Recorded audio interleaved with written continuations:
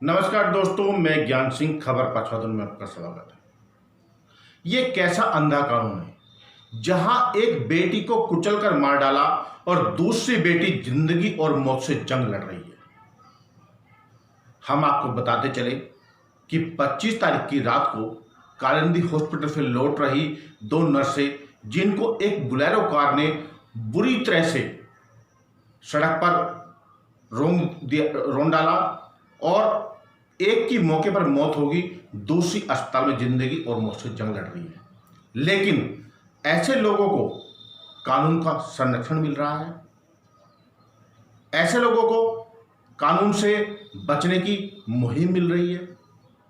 ऐसे लोगों के खिलाफ कड़ी कार्रवाई होनी चाहिए, क्योंकि हम आपको बता दें कि जो नर्स जिसने दम तोड़ा है उसका परिवार भी सदमे में है, और जो नर्स जो जिंदगी और मौत से जंग लड़ रही है उसका परिवार भी सदमे में है।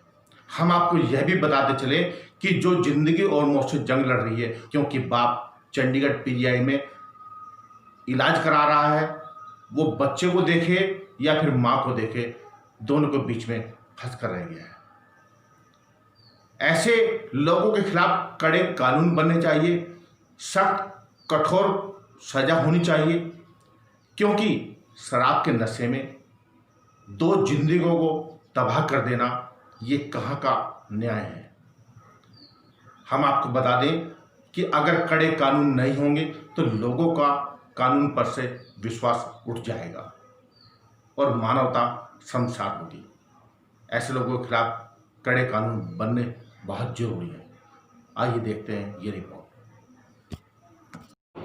हम आपको बताते चले कि 25 तारीख की रात 7:30 बजे कालिंदी हॉस्पिटल अपनी ड्यूटी पर जा रही दो नर्सिंग स्टाफ का एक्सीडेंट हुआ था और वो गाड़ी चालक उनको 1 किलोमीटर तक अपने साथ रगड़ता ले गया, जिसमें एक स्टाफ का पैर शरीर से अलग हो गया था और उसका चेहरा भी पहचान में नहीं आ रहा था, आंखें बाहर आ गई थी, और जिसमें एक नर्सिंग स्टाफ हॉस्पिटल पहुंचने से पहले ही दम तोड़ चुकी थी और दूसरी नर्स पीजीआई चंडीगढ़ में वेंटिलेटर पर है।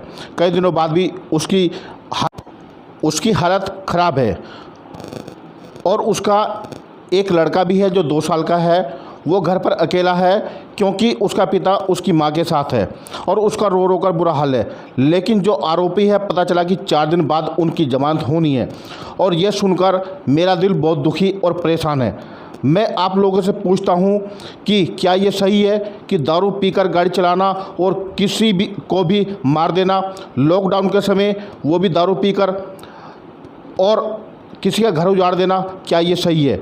और आरोपी को किसी को भी मारने के बाद जमानत मिल जाना, क्या ये सही है?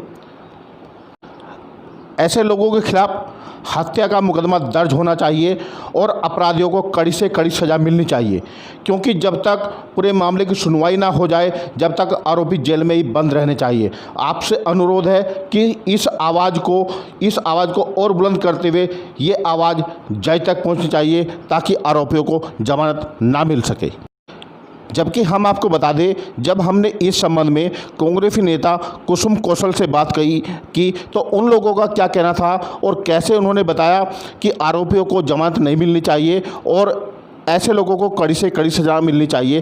कुसुम कौशल का क्या कहना है, आइए सुनते हैं उनकी जुबानी। एक बोलेरो चालक ने कालिंदी हॉस्पिटल की 2 नर्सेज जो कि अपनी नाइट ड्यूटी के लिए जा रही थी, उन दोनों को बुरी तरह कुचल दिया और अपनी गाड़ी के साथ यह व्यक्ति उन नर्सेस को रगड़ता हुआ लगभग 500 मीटर तक साथ लेकर गया और घटनास्थल पर ही एक की मृत्यु हो गई और दूसरी आज भी ज़िंदगी और मौत की लड़ाई अस्पताल में लड़ रही है।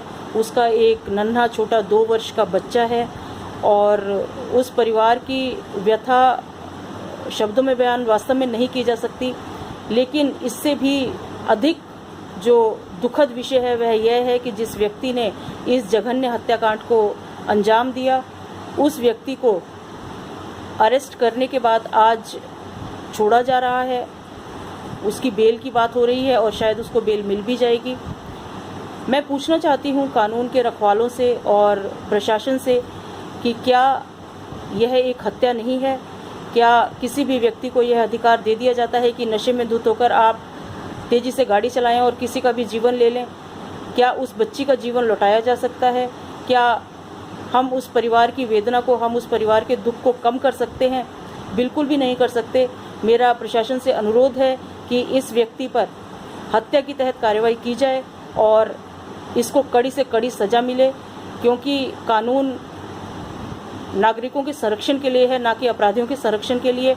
और इसी तरह अगर कानून का लचर रवैया रहा तो शायद किसी की जान लेने में कोई हिचकिचाएगा नहीं, क्योंकि उसको कानून का डर ही नहीं रहेगा।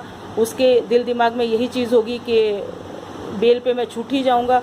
इसलिए मेरा अनुरोध है तमाम कानून के जानकारों से और तमाम प्रशासन से कि इस व्यक्ति के ऊपर कड़ी से कड़ी कार्रवाई की जाए और इसे जेल की सलाखों के पीछे ही रखा जाए, क्योंकि इस तरह के आपराधिक प्रवृत्ति के व्यक्ति समाज के लिए खतरा हैं और जीवन को ईश्वर ने दिया है और जीवन को किसी को लेने का अधिकार नहीं है।